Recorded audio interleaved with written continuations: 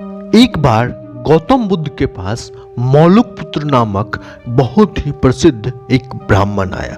उसके साथ उसके 500 शिष्य भी थे। वह भगवान बुद्ध से ढेरों सवाल पूछना चाहता था। भगवान बुद्ध ने उसके तरफ बहुत ध्यान से देखा और कहा, मौलुकपुत्र, मैं तुम्हारे हर सवाल का जवाब दूंगा, लेकिन मेरी एक शर्त है। मौलुकपुत्र ने कहा, शर्त बताइए। भगवान बुद्ध बोले, शर्त यह है कि तुम्हें 1 साल तक चुप रहना होगा।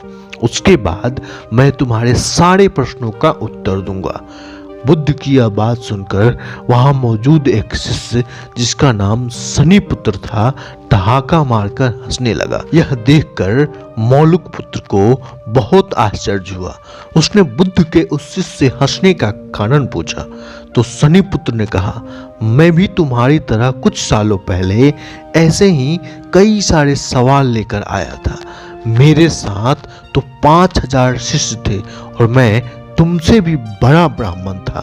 मन में बहुत अभिमान था कि बुद्ध तो मेरे प्रश्नों का जवाब दे ही नहीं पाएंगे, लेकिन बुद्ध के शर्तों के अनुसार 1 साल तक चुप रहा और अंत में मेरे पास कोई सवाल ही नहीं बचा पूछने के लिए।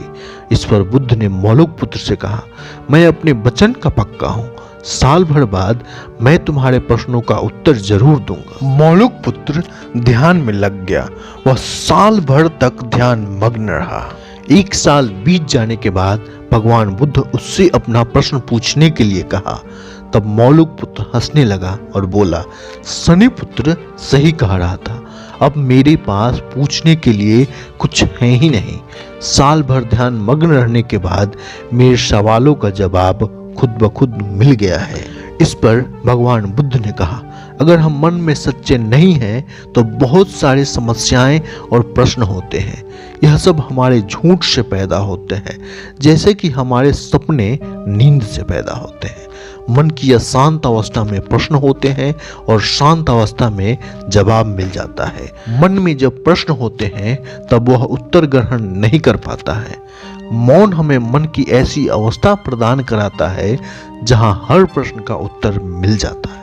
इस कहानी से हमें ये सीख मिलती है कि जब भी कभी हमें कोई उलझन हो, कोई परेशानी हो, उस समय हमें धैर्य बनाए रखना चाहिए, हमें शांति से काम लेना चाहिए। दुनिया में ऐसी कोई समस्या है ही नहीं जिसका कोई हल नहीं हो।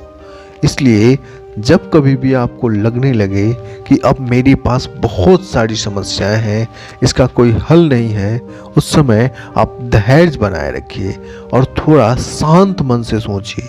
आपको आपके प्रश्नों का जवाब जरूर मिलेगा।